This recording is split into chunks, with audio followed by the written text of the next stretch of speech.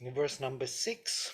Ritasya hi dhenu vavashanach sumad or smad udhnih.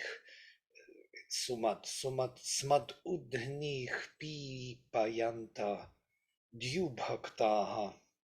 More space. Sumad udhnih pi payanta. No. Smad udnih, that's why. Smad udnih pipayanta dyubhaktach paravatach sumatim bhikshamana visindhavach samaya sasruh adrim. The milk cows of the truth, enjoyed in heaven, full-uddered, desiring us, have fed us with their milk, praying for the right thinking from the beyond the rivers, flowed wide over the mountain capital M, that Adri, the infinite rock.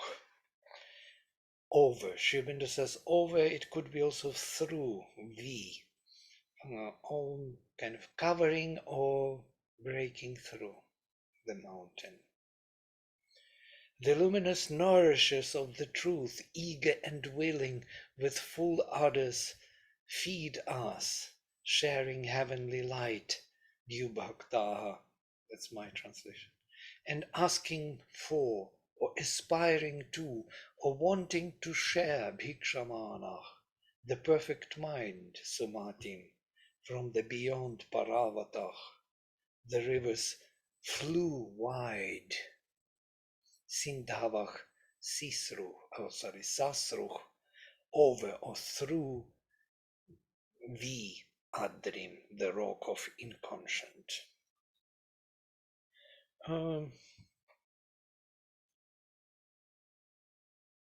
So Ritasya of the dynamic truth, indeed he, Dhenavach, the feeding or the nourishing cows, Vavashanach, Sri Aurobindo translates as desiring,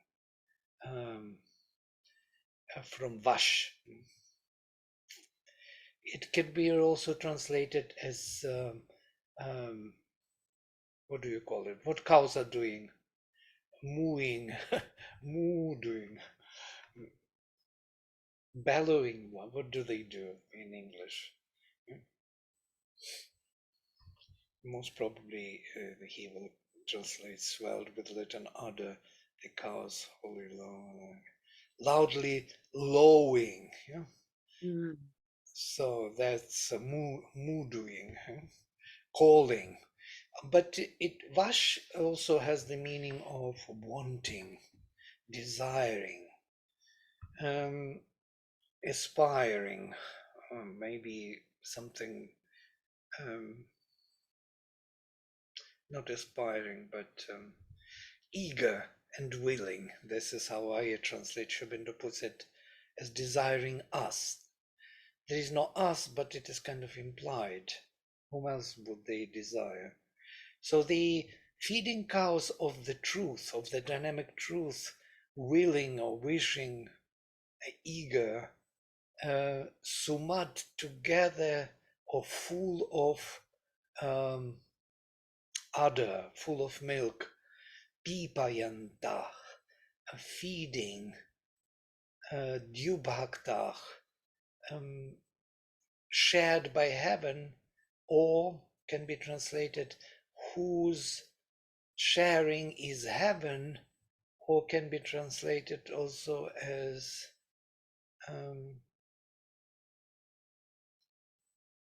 enjoyed in heaven. Sri Aurobindo puts first enjoyed in heaven and gives the footnote shared by heaven, and also because it is Bahuvrihi compound, we can see it by, oh, it is not Bahuvrihi compound. Yeah, then it is most probably that. Maybe my translation is wrong then. I thought it was Bahuvrihi compound by accent.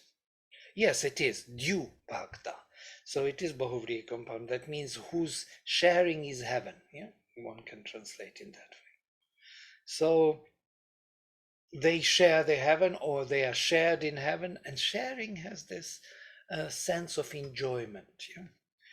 In the word bhikshamana, we see it because bhikshamana, bhiksha, is the desirative of root bhaj, to share.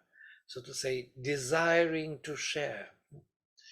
And bhikshu, as we know in India, bhikshus are those who are usually translated as beggars. They are not beggars. They are those who want to share with you your wealth. They come to you to share with you what you have, and they will give you what they have.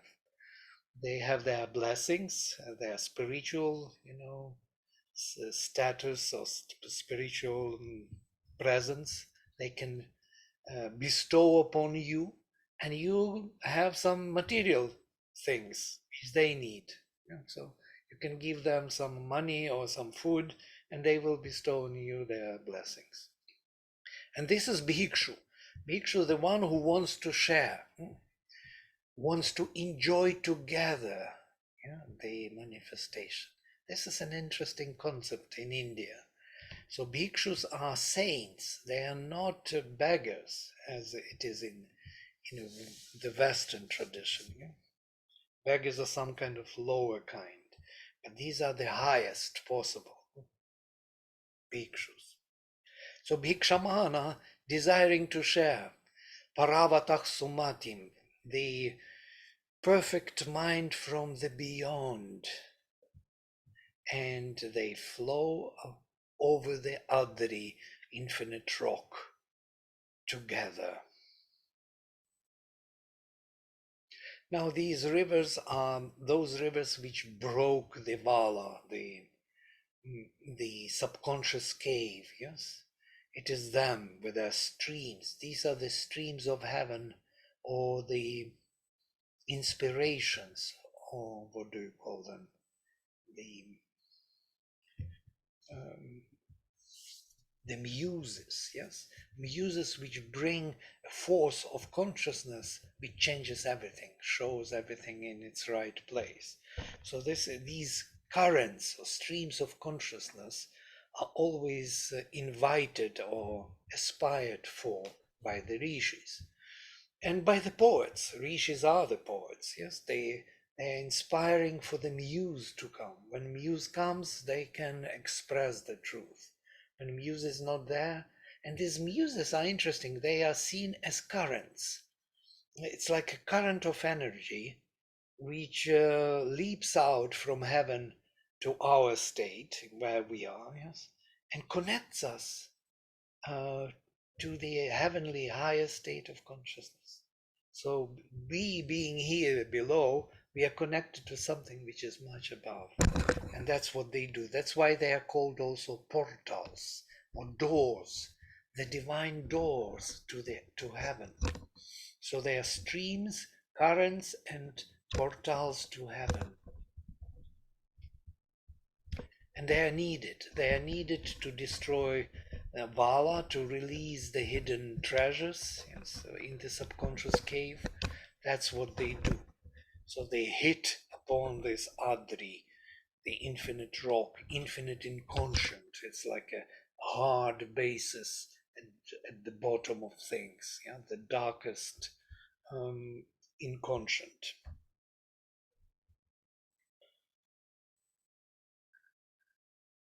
So,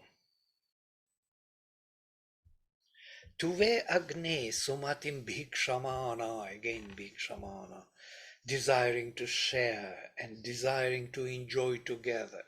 Tuve agne sumatim bhikshamana, divi shravo dadhire yajniyasach naktacha chakruh ushasa virupe krishnam cha varnam arunam cha samdhu.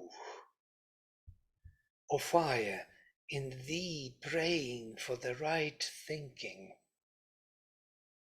for Sumati, and we will come to Sumati again, it's twice already, Bhikshamanam, desiring to enjoy the sumati, the perfect thinking, the right thinking. The masters of sacrifice, yajñāsah, set inspired knowledge in heaven, divi shrabach dadhire. They made night and dawn of different forms, naktacha, ushasa, chakru.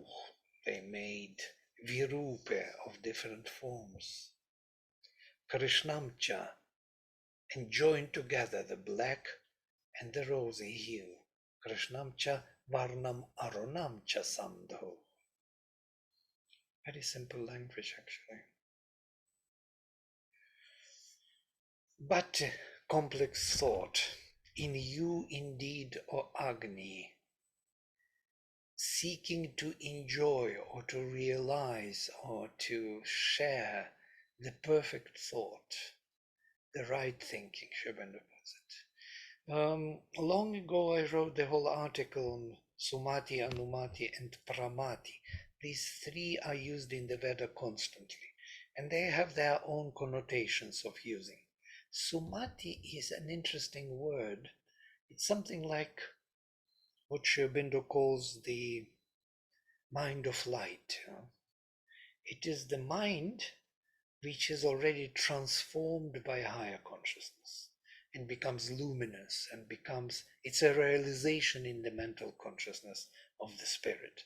So they want that realization because it is already changing the whole life of man. In previous thinking, I was having different idea of Sumati. Sumati for me was the realization of the supermind in the mental consciousness. Yeah? And it's very close to that mind of light, yeah? Which Sri Aurobindo says about. Very close, but maybe not totally kind of true what I thought. So I thought that pramati is moving forward with thought, is like aspiring. Anumati is like sanctioning, like grace descending. Anumati is like a sanction. And sumati is the result, where pramati and anumati are joining together. We have sections where it is very clear in the Veda. Pramati, Anumati, and Sumati. And all of them, Mati from root man, thought. So Pramati is thinking forward, looking forward, aspiring. Anumati, accordingly thinking, so to say, or answering. Anumati is considered to be the grace usually. And finally, Sumati, perfect union of the call and the answer.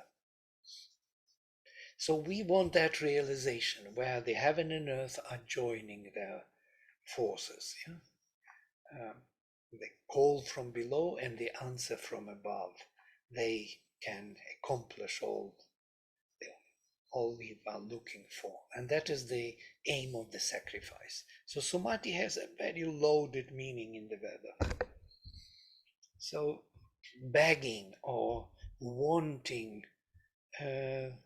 aspiring for this Sumati in you, or Agni, they, the most effective in the sacrifice, established the inspired knowledge, Shravas, or glory in heaven. Sri Aurobindo says, set inspired knowledge in heaven, yes.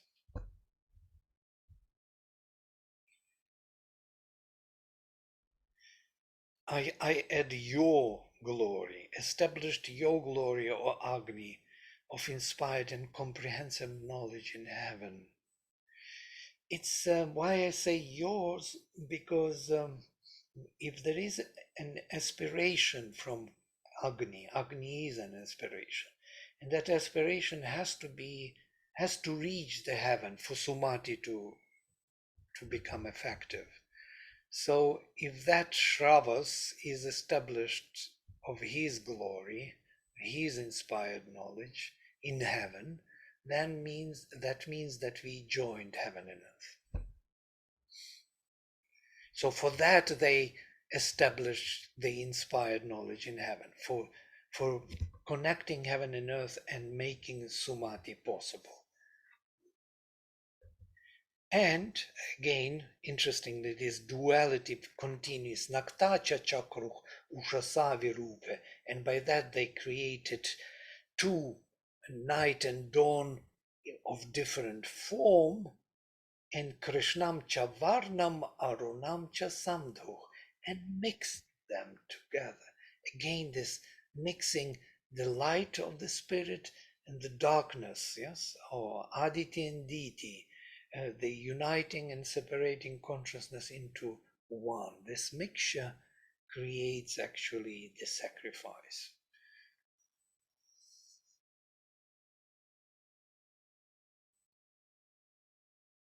So this is some the structure.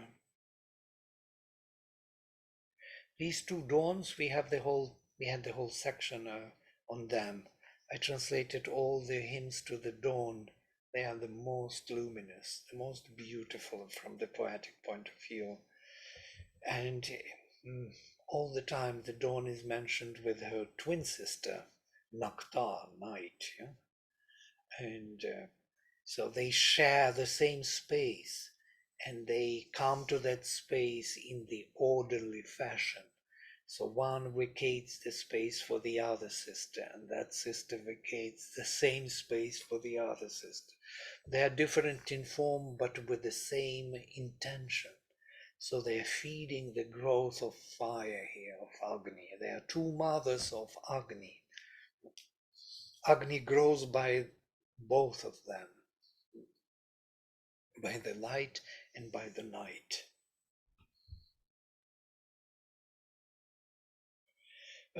This alternation of them is also understood as that the path of integral yoga, as Sri Aurobindo describes. We are rising higher, we are diving deeper, and we take more of the darkness to the light.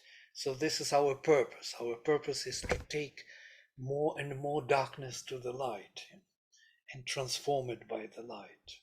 This is how dynamically we are living, and why we have all the hardships always, and they are never leaving us and will never leave us. Bad news for us, because until we are done with them, they will be there for us to work with them. So we have to learn to welcome them and offer them to the light. Then number 8. Yan raye martan sushudo agne te. Okay. Yan raye martan. Yan raye martan sushudo agne te siyama maghavano vayamcha. I have to deconstruct this a bit to make the poetic rhythm. So instead of siyama, I say siyama. Yeah? Te siyama Maghavano vayamcha chayeva vishvam bhuvanam sisakshi apaprivan rodasi antariksham.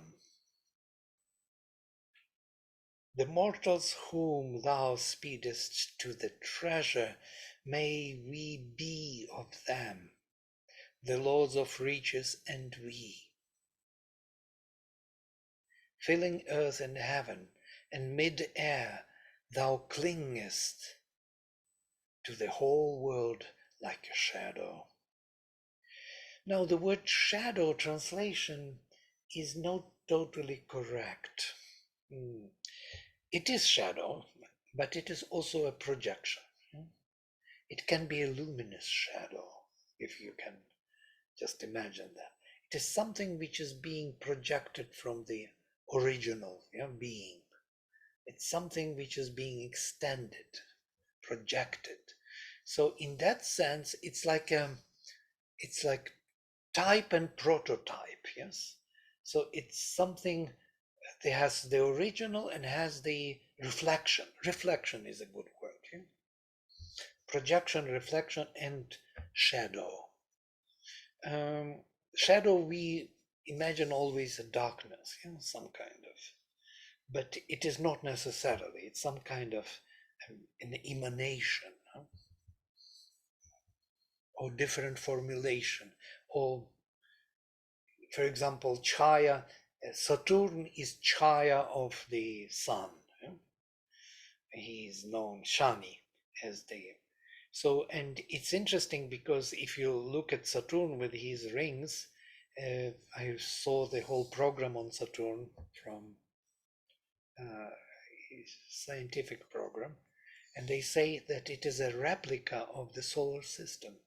So it is Chaya, it's actually a projection of the solar system in the miniature, somewhere with those rings which are not yet formed into the planets. So it is like a kind of projection of the solar system into smaller solar system to conclude it there, like a shadow of it, as it were, the final fence of all the what is happening within the solar home. So in that sense, it is a replica, or the formation, or the reproduction, let us say, reproduction of the original. So Chaya is not only the shadow, but also as a projection or emanation, or constant following the original, and constantly following. So Chayeva, as if a Chaya, Vishvam Bhuvanam Sisakshi, you follow the whole world. You cannot just get rid of the world. You are a part of the world. Apaprivan, filling Rodasi, heaven and earth, and Antariksham, and the space between heaven. Those mortals whom you prepare for the luminous wealth, O Agni, may we be of them, and the masters of the greatness, riches, and we. This is something interesting here, because and we, this and, not we as the masters of the greatness or riches, but the masters of the riches and we. May we be them, the masters of the greatness and we. How would you interpret this? There's something interesting here, most probably.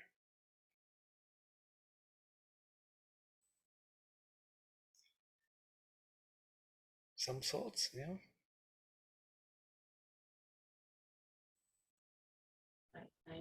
I think they always talk of the other rishis participating in the sacrifice. So Mm-hmm. we are part of them, or they lead and we follow, something like that. Uh-huh, uh-huh. Yeah, I also think this is something close to that, yes, right. There's someone always there who realized already the ideal, and we who didn't realize the ideals. And maybe these two are part of ourselves. There's someone in us, in ourselves even, who realized the ideal, and someone in us who didn't. Maybe. So, Vladimir, you're saying that, a part of the consciousness has realized and then part is still in ignorance? Is that possible? Yeah, yeah. We have this dual nature. There's a soul in us, the psychic who knows the truth. There is a Jivatma in us who is the truth. And there is so much in us which is not of the truth yet, not aware of it. Our mental, vital, and physical nature needs transformation, needs the work on them. It is also very close to the ideals of the Veda. What is sacrifice? Sacrifice is this. Yeah? We sacrifice part of ourselves which is to be changed, which is to be divinized, to the part in us which is divine. And this interaction between the two is the whole process of transformation. Here, interesting. Also, it Huh? Go also ahead. it gives us also it gives a sense of collective effort, no, that it is not really Mhm. so much of an individual effort as there is a group or a clan of people who are aspiring together. Yeah, it's a very good point. You see, they do not say who they are. They do not really make them and we, though it sounds like Maghavana, the great ones who possess the riches, and we. So we here are in the position who are not yet possessing the riches. But that's all what is being said. There is nothing more. There is no specification who are these and who are them and who are we. Some kind of they are going in one go together. And the beginning is interesting. Yan Ra Ye Martan Sushudo Agne. So those mortals, why mortals are mentioned, yeah? Interesting, because the part of mortality in us, whom you speed up towards the riches, towards Reich, luminous spiritual riches or Agni, they may we be. So may you, Agni, take part of us, yes, which is not regenerated yet, and speed it up towards that wealth, realization of the spirit, Ra Ye, towards the luminous reaches.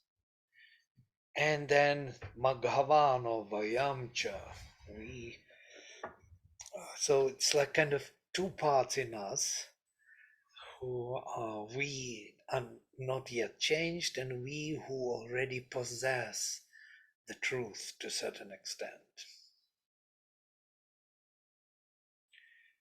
Yeah, it's because of this vast approach to knowledge in the Veda and this cryptic way of speaking, it has the depth which, if we are not looking for it, we will not see it. All translations will be given in a very primitive way. Some kind of masters, some rich man, and we. That's it.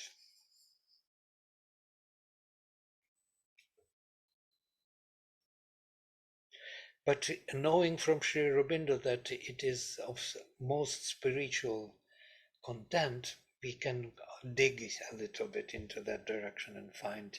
So he follows like a shadow all the world, all the becomings. And because of that, he can speed up our beings, which are not regenerated towards the wealth, filling heaven and earth and space in between. This filling is important. All these are the functional terms of the Vedic yoga of the Vedic rishis. These are the functional phrases. They do something to our consciousness, which if we combine these meanings, we will get a new meaning or new sense of what is being done or wanted to be done. What is our aspiration about?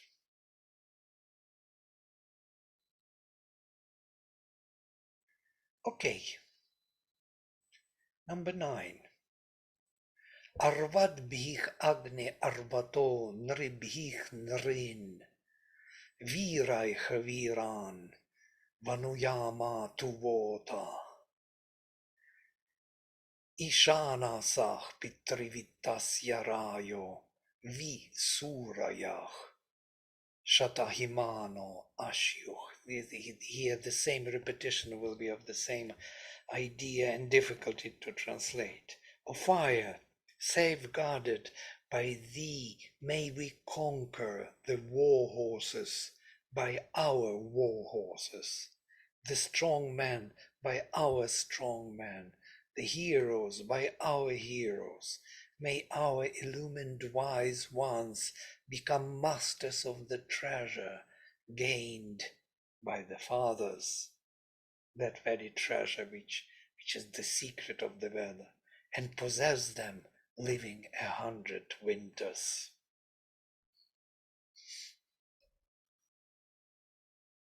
Again, we have a new word. Instead of Maghavanach, we have Surayach, Suri. These are also luminous beings, like Maghavanach possessing the Magha, the greatness or the wealth. Maghavana is also translated as generous, but yeah, in the later literature. So who are these Arvat? Arvat is the courser or the racing horse, yes? The horse which is racing towards the prize, to gain the prize. It is that speed in our nature, in our vitality, in our mentality. It is the vital energy in the mind which speeds up. Like speed is very important, it seems, for the spiritual vision of the Veda. Because without speed, it will go slow.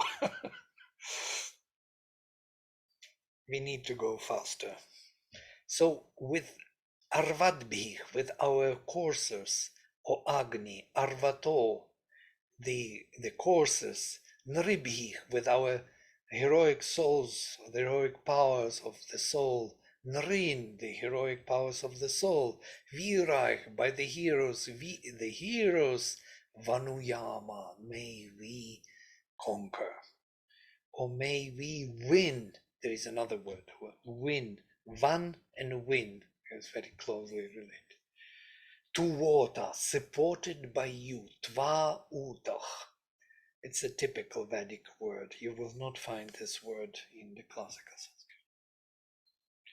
So supported by you, O Agni, with your filling our heaven and earth and space in between, filling our mental, vital, and physical consciousness, may we get to those real courses, the real speedy ones, with our speedy ones, energies, with our heroic souls, powers of the soul, get new heroic powers of the soul, with our heroes who are ready to face the darkness, we get greater heroes, so to say, conquering the darkness.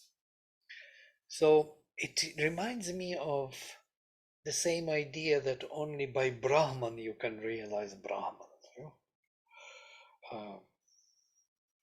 You cannot get to the goal or to the aim by the means which are not from that goal or aim. This is a dialectical law. You cannot arrive at good by doing bad. It doesn't work that way. You have to do already good, and smaller good becomes greater good, and that's how you arrive at the good. And so the same here. By the Arvadbhi, you have to arrive at the Arvatach. And by the Nribhi to the Nrin, by the Virach to the Vir. That makes totally sense.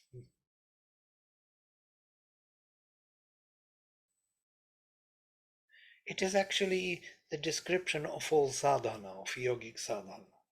So how can we really arrive at greater being if we are not using those constituents of that great being already? The yoga is done by the divine in us. So those elements of the divine are being activated to get more and more those elements or those qualities. How can we become more sincere if we are not sincere a little bit? It is not possible. So it is something which is difficult to get for our mind. We think that because of our spatial thinking of the world, yes, we think that by this means we get that result, which is different from the means. It's not really the way. It is the same extended in time quality. So Ishanasach and possessing Pitri, they are our forefathers, Vitasya, Rayah, possessing the luminous wealth found by the forefathers, by those ancestors, first rishis, pitris, Angirasa rishis, possessing, yes, it. Visurayah, the luminous wise ones, should enjoy 100 winters. So I will read my interpretation. May we win swift forces by our swift forces, the powers of the soul by the powers of the soul, and the heroes by our heroes. And possessing the wealth that was acquired by our forefathers, may our luminous masters, which is similar to Yajamana, Suri is also Yajamana, our souls, enjoy the life of 100 years. And I believe that it could be it could be also not necessarily the soul per se, but that regenerated part of ourselves, which carries the divine imprint, yes, which we consider to be ourselves, yeah? The best in us, Suri. This word is used constantly and nobody knows what it means. Usually people translate them as, those rich sacrifices, those who are rich people and do great offerings. But that is in the cultural context. Yeah? So who are those rich Yajamanas? These are our souls. Only they can really offer richly. Nobody else can richly offer. They are misers on the way. The mind is a miser, vital is total miser, and body also is kind of trying to keep up with itself. Doesn't give itself easily.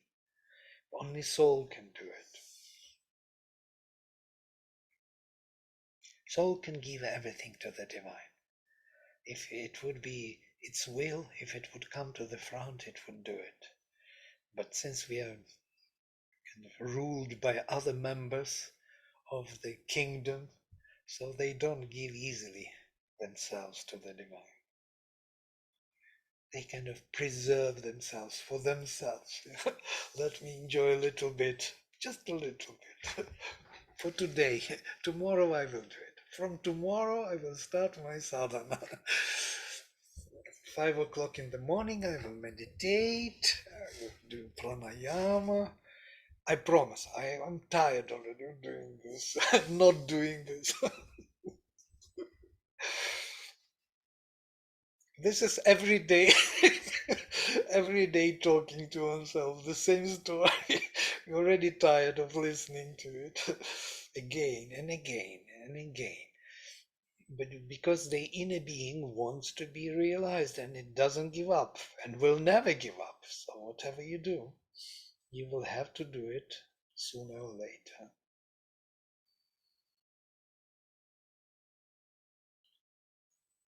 I just added a little bit personal stuff to it.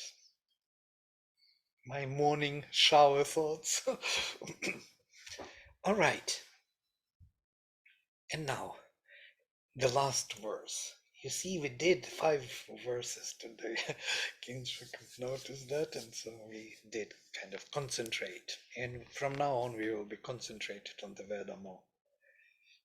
Etate agne uchathani vedho jushtani santo manase hridecha shake marayah sudhuro yamam te adhishravo deva bhaktam dadhanah. O ordainer of things, of fire, may these utterances be acceptable to thee.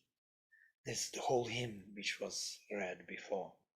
To the mind and to the heart, may we have strength to control with firm yoke thy riches, thy spiritual riches, plenitude of his presence in the being, holding in thee the inspired knowledge enjoyed by the gods. May these hymns for you, O Agni, O Creator, be acceptable to your mind and heart. May we be able to bear your luminous riches, establishing above the glory enjoyed by gods. Etani uchathani te. These expressions, these hymns for you, O Agni, Vedhas, the ordainer, Justani Santo, may they be gladly accepted or happily accepted. Manase Hridecha, for mind and heart. And it is not said for your mind and heart, but interestingly, for mind and heart stands by itself. To the mind and to the heart, Sri Aurobindo puts it over comma. So it could be to the mind and heart of every one of us, yes, in the most divine kind of formulation. Shakema, may we be able, from root Shak, Shakti, may we be able, Sudhurach, be holders, perfect holders of the, how to put it, may we be able to bear your luminous riches. Yamam is the control I put here for you. You can see Yama, rein, curb, bridle, drive a chariot here, an act of checking or curbing, suppression, restrain. So may we be in the holders of a perfect control of the reaches, your reaches, te, adhi shravach, and be above adhi, the glory or the comprehensive cognition, deva bhaktam, shared by the gods, tadhana, establish or hold on to. Could be we should be holding on to the comprehensive knowledge shared among the gods, or enjoyed among the gods. It's an interesting word, very powerful, shravas. Shruti shravas. We do not totally understand the implications of this word. Shruti is a revelation. It's translated as the inspirational knowledge, which came from above. It was not created. It is like those rivers, like those muses. They brought this rhythm, this chandas, these poetic formations which are eternal. They are in the highest heaven, those formulations of the meanings. Interestingly, that shru is connected with hearing. And this hearing is something to do with comprehension or recognizing the meaningful relations in oneness. So this knowledge of oneness, of meaningful oneness, the inspired knowledge, which is shared by all divine forces in heaven, we hold on to, or we establish within us or above.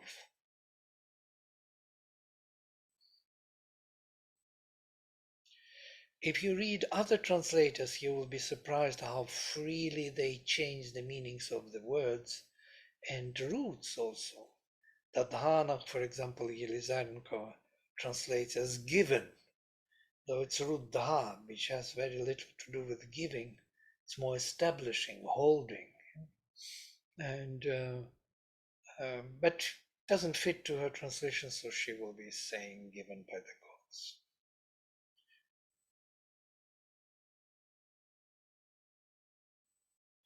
And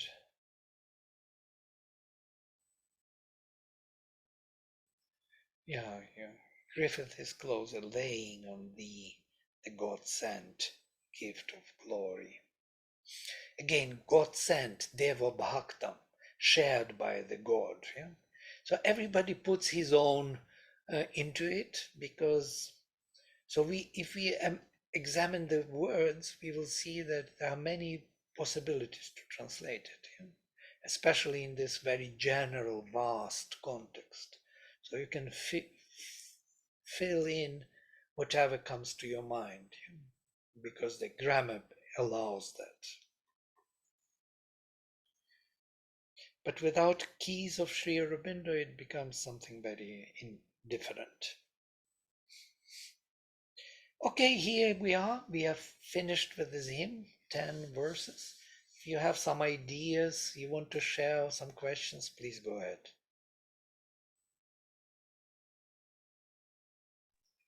Can I ask a question, Vladimir? Yes, please.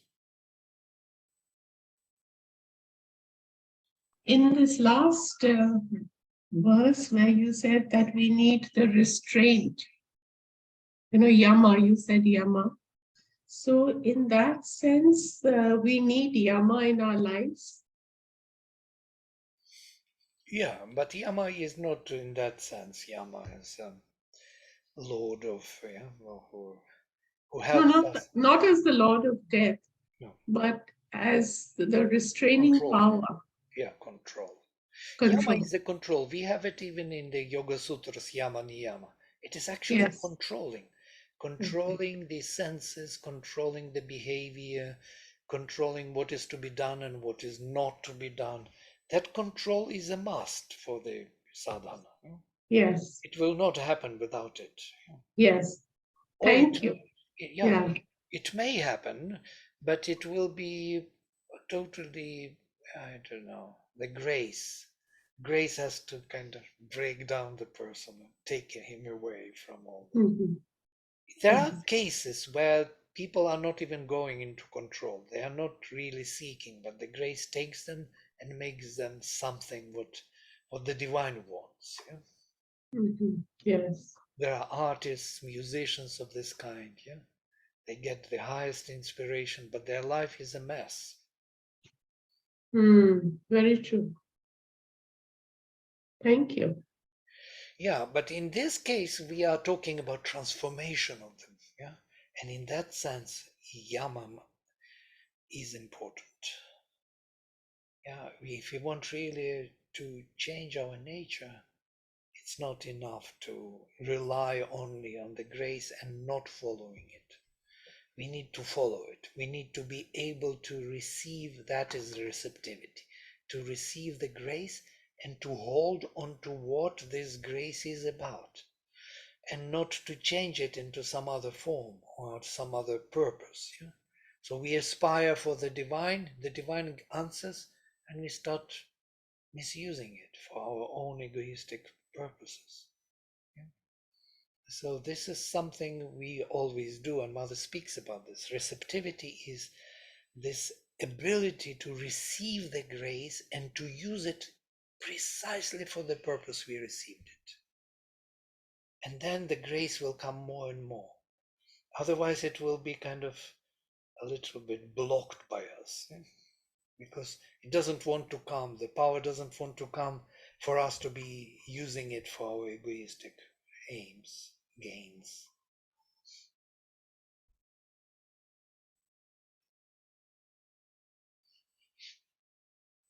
All right. Yes, Mother says that we push the grace away ourselves. Yeah. She says every time the grace descends, you push it away yourself. So she must be meaning this only, that, we lack the willpower to restrain. We are weak-minded or divided. We are Yeah. tempted. We are tempted to use the divine freedom, light, bliss for our egoistic gains, because we lived like this in egoistic framework all the time. We do not know how to really use this currency, this gold. It comes to you. How else would you use? Of course, you have to make some profit out of it. So you start making profit out of it. It's just a natural way of misusing the divine grace. It's just what we do all the time. Somebody came to the mother in Oroville and said, "Look, mother, how much money we misused." Yeah, and she said, "Look how much consciousness you misused." Yeah, money is nothing in comparison how you misuse your consciousness. So it is all wasted, put somewhere into lower purposes, and the grace is trying to really make something out of it, and every time it is, or very rarely, that the grace is used exactly for the purpose it comes. And we invoke it for that purpose. We call it for this. Yeah? We want to transform, but when it comes, somehow we so easily forget. Because that moment we assign that kind of higher state of consciousness to our own ability, we forget that it was the grace. It's not we who we are, it is the grace. And we have to be grateful, always grateful. And that is what is attracting grace, that we recognize what the divine is doing for us. And we give more and more to the divine because of that. Because of that recognition. If you don't recognize, if I think that it is me who is so bright and, clever and so on, then it stops. I mean, the flood of the grace kind of becomes veiled or withdraws to the deeper levels. Yes, we don't receive it directly anymore. It is still there. The divine is never turning away from us. But we, yes, it's me who is great. It's my greatness. Or I am the greatest instrument of the divine. You remember somebody told us this story about humility. When teacher said to the student, "You have to be humble." "I want to be the most humble student." "Even here you want to be the first," said the teacher. This is very funny sometimes. But How ego tricks us in, yeah? In so many ways. when the path of being is very active and the grace wants to ascend, then it's so difficult. And what should one do? I mean, it's so difficult because it's that clutch, that grip is so strong that it's, yeah, I don't know how to explain this, but like part of being is like, for example, very, very active, and you feel like two movements, and yeah. Well, the grace comes from above, yes, and the aspiration rises from below. We are aspiring for the higher. But when we aspire for the higher for the sake of our self-aggrandizing, which is usually many times the case, let us say, that we want to be more successful, that we want to be more happy, this to be happy, thing, to have everything we have to have.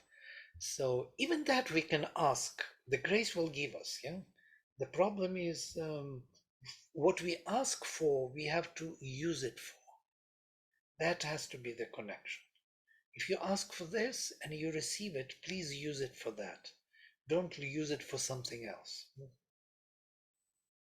Don't start trading it for other things. So then grace becomes more and more effective, because it comes for this action, it does it, and it is done. So then it comes again and it is done. Many times we shift the purpose when we receive the grace.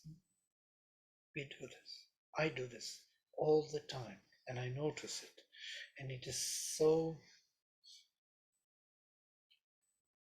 educational, let us say. I was looking for the word. Frustrating, because the lower nature is like this. Vladimir, I have a question. This ascend, descend, does it have anything to do with the physical laws? For example, movement, water, warm water, the way it's always up and the cold water's down, the air. So even our aspiration, the effort, does it coincide with any of these laws? Physically, you mean? Yeah. Maybe. I never thought of it, why the hot water. But it is hot still in the room. If you go into the open air, it is not so. It's just opposite. The warmer is below and the cold is above. Yeah? So there's always a movement of these currents, right? So in us, is that moment the darkness and the light? Is there something that's happening like? Yes, this cold and hot, yes. And temperature, tapas, yes. Tapas, the intensity of vibration. I think you can make this kind of comparison with the physical world, yes, to a certain extent. The higher frequency of vibration and the lower frequency of vibration. Yes? So the higher frequency is closer to the truth, yeah, to the oneness, because it includes, if I put even like draw it physically, it includes more dots in between. As the lower vibration includes less dots in space and time. So if you take, for example, the time of 1 year and press it into 5 minutes, can you imagine what will happen? Or into 1 second, it will explode with energy, because that energy is spread over the time, space. Now, if you compress it, long ago, my sister asked me, can you imagine we will compress our life into all that what we lived through into 5 minutes? What will happen? We will flame out. There will be pure fire. This fire, tapas, is redistributed. Yeah? So the more it is intense, the more action of fire is going on, some transformation, some burning. Yeah? The less the less fire is there, that means it is cold. So in that sense, yes, you most probably can compare. It's very interesting what you said, because I was thinking of it in terms of the change or realization or body work. Like if I want to change, like become something in, like, say what I was 5 years back, and if I look at me now, so it's like if this would have happened in a shorter time, I wouldn't be able to take it. And same, this also gives me a thought that with other person, if the process can be, I mean, their timelines could be completely different. So like it could be my sister, it could be my father, it could be anybody, and there's no point trying to sort of like, you have to know this and then this and this. Yeah. And yeah, I mean, they will have their own time. And you have yes, absolutely. Your own time is a very good word. Time is the psychological intensity of energy. Yeah? And everybody has his own time frame. Some people live very long and boring life. Others live very short and intense life, yeah? Like flaming life. So it's this intensity of psychological time. Time has different dimensions. Yeah? There's cosmic time, there is geological time, you name it, psychological, historical. There are many time frames. Yeah? And within this, different intensities. And within you are different intensity. Within one person, there are different time frames we live. We feel it when we shift from one to another. Yeah? When I shift, oh, I'm still alive, I think, oh God, how is that even possible? I'm still here in the body. And this is a shift between time frames. This happens. We are not one being within one time frame, not yet. This is so interesting. Oh God. So thank you, Vladimir. Yeah, no, it's very. By the way, Gebser speaks about this in his the ever present origin, and the whole second volume is dedicated to the time, and it starts with eruption of time. Can you imagine eruption, like volcano, eruption of time? We abused time. Time is the force, yeah, and that power has different frameworks. And he speaks about this, what I'm saying now, about different time frames. Yeah. It's an amazing concept. Yeah. What is the name of the book or the? The ever-present origin, John Gebser. You can order it on Amazon. I think it is like quite cheap, like $20 or something. It's published in Ohio University. It's a very complex book, but very interesting. We may study it one time because he is very close to Sri Aurobindo, you know. He wrote his this major work in 40s. He didn't know about Sri Aurobindo. And then later he discovered Sri Aurobindo, John Gebser. And he saw the influence of Sri Aurobindo on his writings. He wrote it in the letter. I recognize the influence of consciousness on my own thoughts. And then he visited Sri Aurobindo Ashram already in 50s, in 56, I think.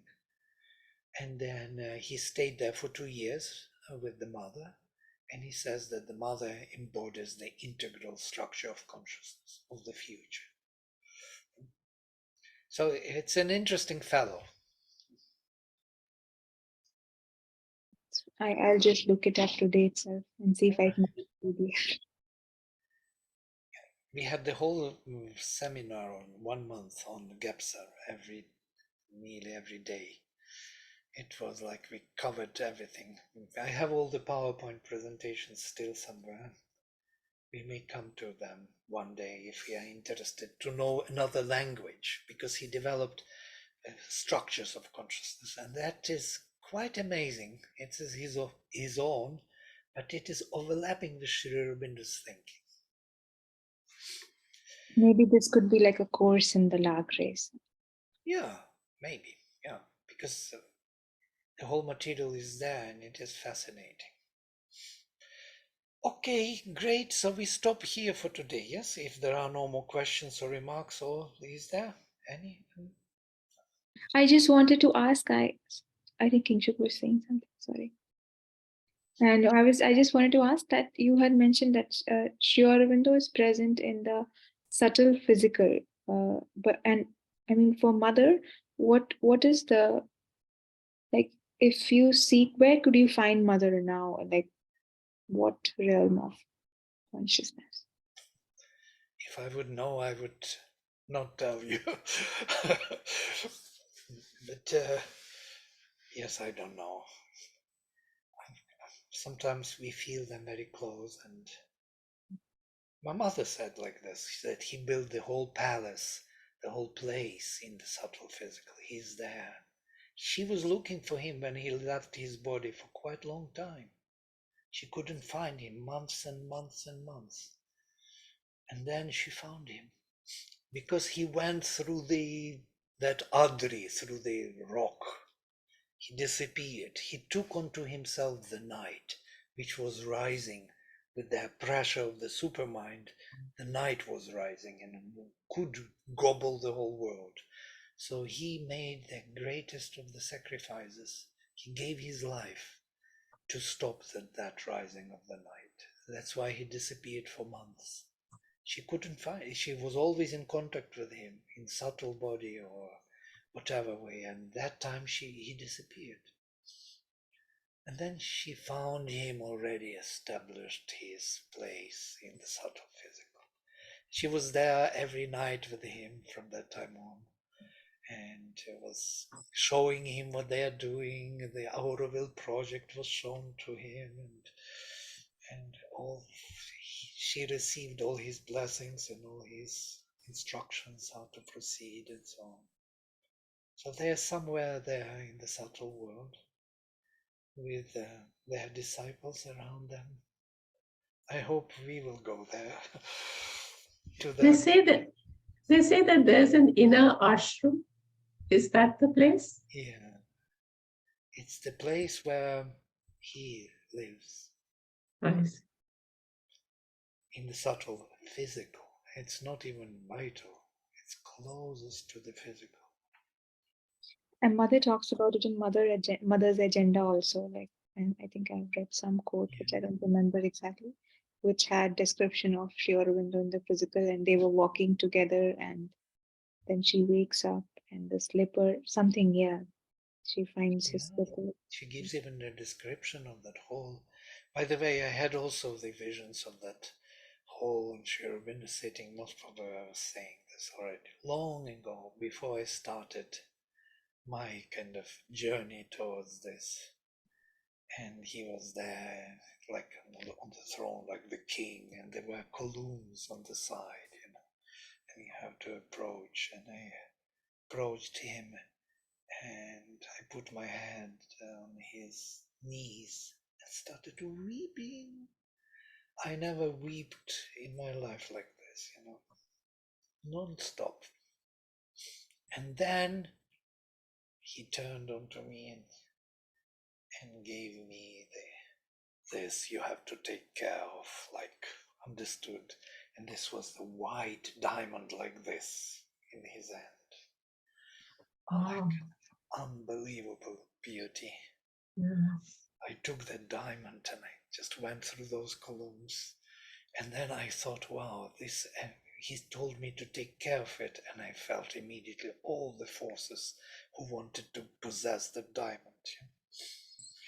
And then I hid it in some place, and I woke up, and I thought, whoa, what should I do? And then I fell asleep again, and then I was again in the same place where I hid the diamond. So what is that diamond? We do not know. Maybe it's just a symbol of my thinking about, but it was so real, more real than all the reality I lived in my life. Maybe it was your Swabhava or Swadharma.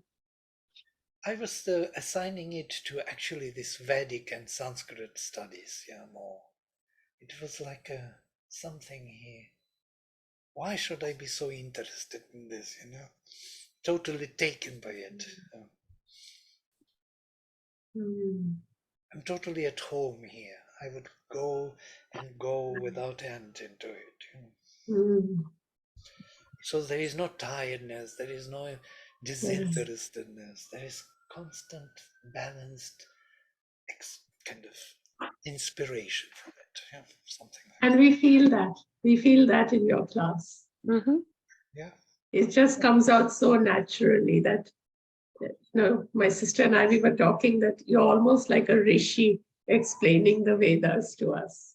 It feels that way. Yeah, So true, so true. Yeah. Isn't it? It is just like that. Yes, it's very Your true. Swabhava is very obvious to us. Yes. It's Yes. it's his grace, it's his gift to all of us, So who else would do it with the Veda? And maybe that white diamond is Lagras. Could be. That would be lovely if Lagras would grow into that center of study and transformation. Not only study, but transformation by study. It is. It is growing. Yeah, you're impacting so many lives Yeah. through Lagras. Yes, interestingly, it happens. Yes, we have more and more people. There are more than 5,000 people already on our list. It's a lot for Sri Aurobindo's circle. 5,000 is a lot. Yes, it is. Because Sri Aurobindo is not so popular. Yes. Now he's Yeah. becoming. Now he's We are, becoming we, world. Vladimir, we are going to cling to you. Exactly. Cling is the word. Wherever Yes. you go, we are going to follow. Right. Yes. Yes. And the Vedas through you. Well, the Vedas have their own weight, yeah, and their own luminosity. I'm here only just the finger pointing to the moon, so to say. That is enough for us. Yeah, Mm. good. Yeah, That is enough. yeah, I'm glad. All right, I will close with the mantra. Thank you for your encouragement and nice words. Thank you for sharing your Yeah. beautiful story. That's Thank really you for sharing. Yes, very true. Om Sarve Bhavantu Sukhinah Sarve Santo Niramaya Sarve Bhadrani Pashyantu Ma Kaschit Dukha Bhag Bhavet Om Shanti Shanti Shanti Shri Gurubhyo Namaha Harihi Om. Thank you.